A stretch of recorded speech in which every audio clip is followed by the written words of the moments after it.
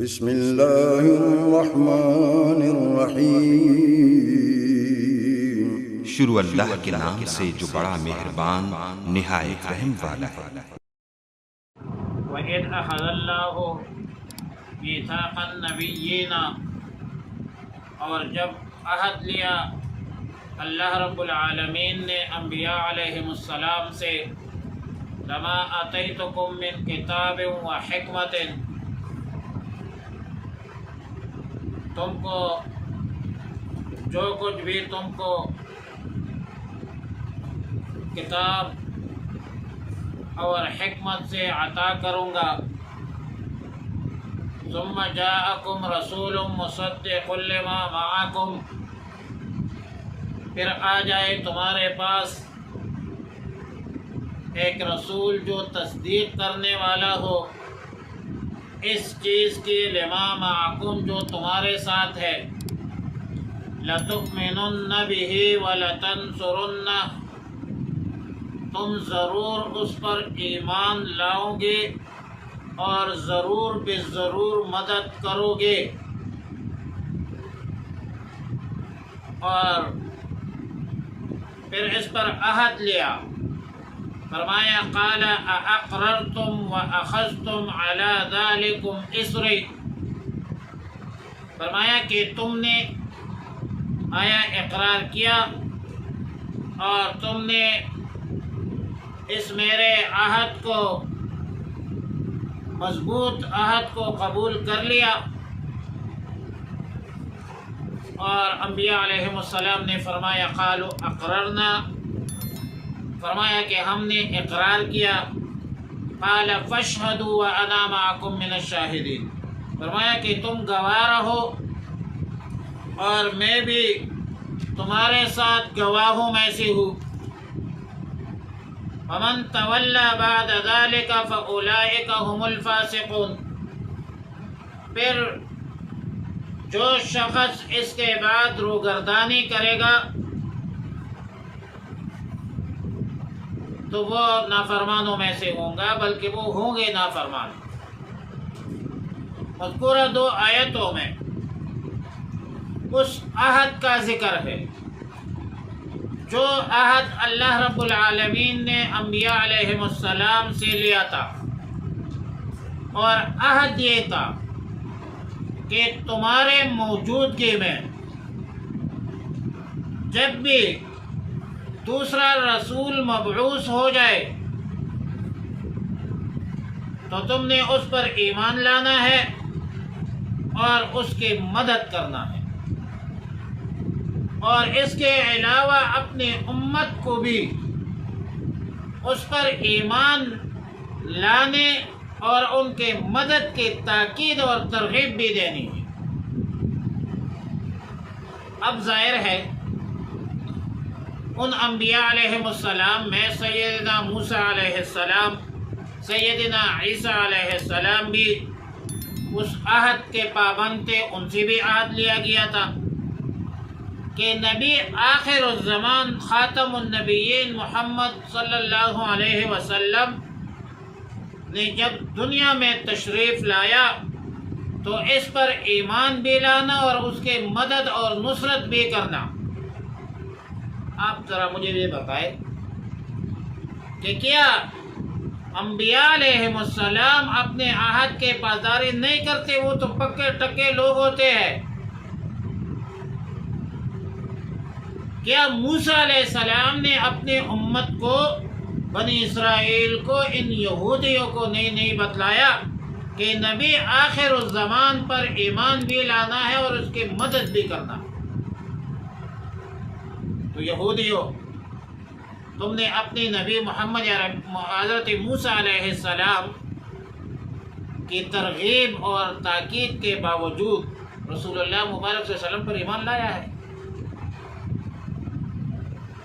تم کیوں انکار کرتے ہو؟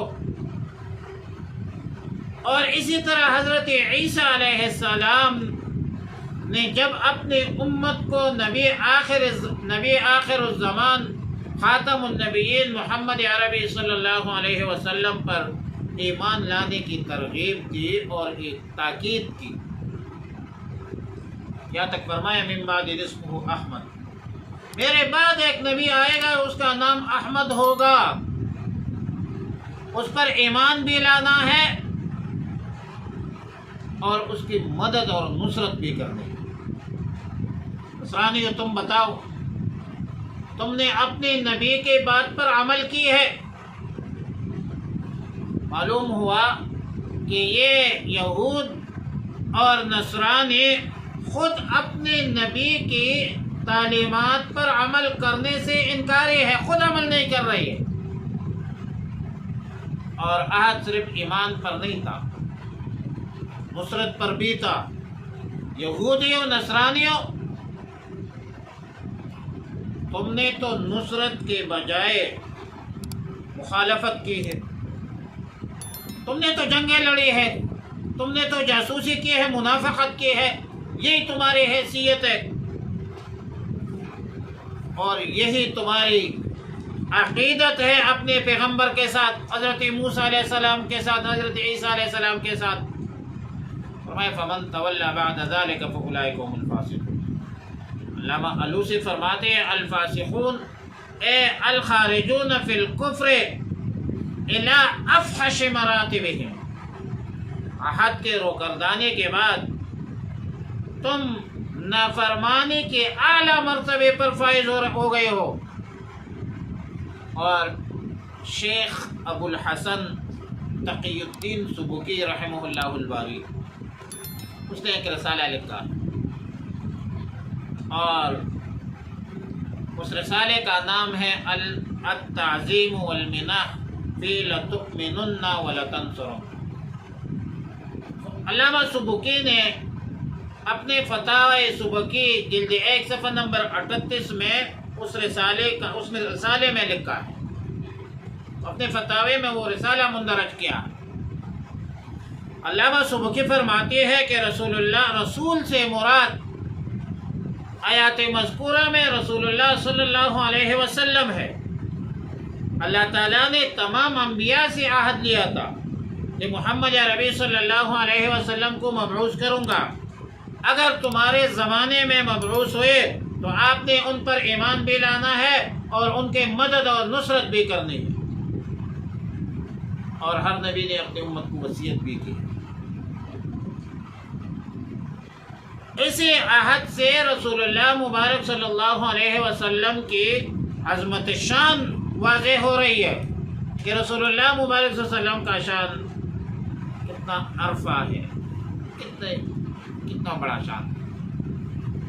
معلوم ہوتا ہے کہ اگر محمد عربی صلی اللہ علیہ وسلم انبیاء کی زمانے میں مبعوث ہوتے تو تمام انبیاء علیہ السلام پر لازم تھا کہ وہ ایمان بھی لاتے اور ان کی مدد اور نصرت بھی کرتے، کیونکہ نبی علیہ الصلوۃ والسلام کی رسالت اور نبوت پورے عالم انسانیت کے لیے ہے، کسی ایک قوم، ایک گروہ یا کسی خاص مخصوص زمانے کے لیے نہیں ہے۔ بعثت الی الناس کافۃ ہے، کہ فرمایا کنت نبیا وآدم بین الروح والجسد، رواہ الترمذی۔ وما ارسلناک الا رحمۃ للعالمین ورفعنا لک ذکرک۔ اللہ نبی علیہ الصلوۃ والسلام کی شان وہ صلی اللہ علیہ وسلم۔ افغیر دین اللہ یبغون، کیا اللہ کے دین کے علاوہ کوئی اور دین تلاش کرتے ہو؟ وَلَهُ أَسْلَمَ مَنْ فِي السَّمَاوَاتِ وَالْأَرْضِ، حالانکہ اللہ کے فرمان بردار ہے جو آسمانوں میں ہے اور جو زمینوں میں، طوعا وکرہا، چاروں ناچار، وَإِلَيْهِ يُرْجَعُونَ، اور اسے کی طرف، اللہ کی طرف لوٹنا ہے، واپس ہونا ہے۔ اللہ کے نزدیک پسندیدہ دین دین اسلام ہے۔ سورہ آل عمران کی دوسرے رکوع میں ہے ان الدین عند اللہ الاسلام، بے شک اللہ کے نزدیک معتبر دین جو ہے وہ دین اسلام ہے۔ اور سورہ مائدہ میں فرمایا الیوم اکملت لکم دینکم واتممت علیکم نعمتی ورضیت لکم الاسلام دینا، آج میں نے تمہارے لیے دین مکمل کر دیا، تم پر انعام کر دیا اور تمہارے لیے دین اسلام کو پسند کیا۔ دین اسلام میں اعتدال ہے، دین اسلام میں انصاف ہے، دین اسلام میں فرمان برداری ہے، دین اسلام دین فطرت ہے، فطرت اللہ التی فطر الناس علیہا۔ بلکہ جو بچہ پیدا ہوتا ہے کسی بھی مذہب مسلک کا ہو، وہ بچہ دین اسلام کی فطرت پر پیدا ہوتا ہے۔ کل مولود یولد علی فطرت الاسلام فابواہ یحودانہ او ینصرانہ او یمجسانہ۔ والدین کی وجہ سے پھر یہودی بنتا ہے، نصرانی بنتا ہے، کبھی مجوسی بنتا ہے، لیکن اس کی خلقت، ہر بچے کی خلقت وہ دین اسلام کی فطرت پر ہوتی ہے۔ اللہ کی دین اسلام میں عزت ہے اور اللہ کی دین میں تابعداری ہے، بلکہ آسمان و زمین میں جو کچھ ہے وہ بھی اللہ کے فرمان بردار ہے۔ طوعاً و کرہن کا مطلب ہے چاروں ناچار، خوشی سے یا ناخوشی سے۔ ابن کثیر لکھتے ہیں کہ من فی السماوات بالملائکہ، سماوات سے مراد آسمانوں میں فرشتے جو تابعدار ہے، اور ومن فی الارض فمن ولد علی الاسلام، جو بچہ پیدا ہوتا ہے وہ بھی دین اسلام پہ پیدا ہوتا ہے۔ کل مولود یولد علی فطرت الاسلام۔ اور بعض کہتے ہیں وَإِمَّا كَرْهًا فَمَنْ أَتَى بِهِ مِنْ سَبَايَا الْأُمَمِ فِي السَّلَاسِلِ وَالْأَغْلَالِ۔ مطلب یہ ہے کہ آسمانوں میں فرشتے اور زمین میں وہ لوگ جو اسلام پر پیدا ہوتے ہیں، اور ناخوشی سے لوگوں، جن لوگوں کو زنجیروں میں بلایا جاتا ہے، زنجیروں میں قید کر کے بعد میں وہ اسلام قبول کرتے ہیں، قیدی ہوتے ہیں، اسلام قبول کر لیتے ہیں۔ اور علامہ آلوسی ایک معنی یہ بھی کرتے ہیں کہ ما کان حاصلا بالسیف، جو تلوار سے حاصل ہو جائے وہ کرہن ہے۔ اور کرہن کا ایک مطلب، ایک تفسیر قدر و قضا بھی ہے، تقدیر کے پابند ہے نباتات و جمادات۔ مومن فقط احکام الہی کا ہے پابند، اور بالآخر انہوں نے اللہ کی طرف جو ہے وہ لوٹنا ہے، واپس ہونا ہے۔ قل آمنا باللہ وما انزل علینا، کہہ دیجئے کہ ہم نے ایمان لایا ہے اللہ پر اور جو کچھ نازل کیا گیا ہے ہم پر۔ وما انزل علی ابراہیم و اسماعیل و اسحاق و یعقوب والاسباط، اور جو کچھ نازل کیا گیا ہے ابراہیم علیہ السلام پر، اسماعیل علیہ السلام پر، اسحاق علیہ السلام پر، یعقوب علیہ السلام پر اور ان کے اولاد پر۔ وما اوتی موسیٰ و عیسیٰ والنبیون من ربہم، اور ان پر بھی ہمارا ایمان ہے، جو کچھ عطا کیا گیا ہے موسیٰ علیہ السلام کو، عیسیٰ علیہ السلام کو اور تمام انبیاء علیہم السلام کو ان کے رب کی طرف سے۔ لا نفرق بین احد منہم ونحن له مسلمون، ہم ان میں سے کسی کے درمیان بھی تفریق نہیں کرتے، ہم سب اس کے فرمان بردار ہیں، وہ سب ہمارے تمام انبیاء علیہم السلام ہمارے سر کے تاج ہے۔ دین اسلام کی وہ خوبی جو کسی بھی دین میں نہیں ہوئی، اور وہ خوبی یہ ہے کہ الدین کلہ ادب، دین اسلام تو ہے ادب۔ ادب کا تقاضا یہ ہے، بلکہ سیاسی الفاظ میں وسیع النظر کا تقاضا دین اسلام میں یہ ہے کہ بحیثیت مسلمان ہم تمام انبیاء علیہ السلام کو مانتے ہیں، تفریق نہیں کرتے، اور ان کو جو صحائف کتابیں معجزات دی گئے ہیں ان سب کو بھی مانتے ہیں، تمام فرشتوں کو بھی مانتے ہیں۔ لیکن اس کے باوجود مسلمانوں کو بے ادب اور عالمی طاغوتی طاقت ہے ہمیں پھر بھی تنگ نظر سمجھتے ہیں اور ہم پر تنگ نظر کے فتوے لگاتے ہیں، جبکہ میں تمام انبیاء کو مانتا ہوں، تمام کتابوں کو مانتا ہوں۔ وَمَن يَبْتَغِ غَيْرَ الْإِسْلَامِ دِينًا فَلَن يُقْبَلَ مِنْهُ، اور جو کوئی شخص اسلام کے علاوہ کسی اور دین کو قبول کرے، فَلَن يُقْبَلَ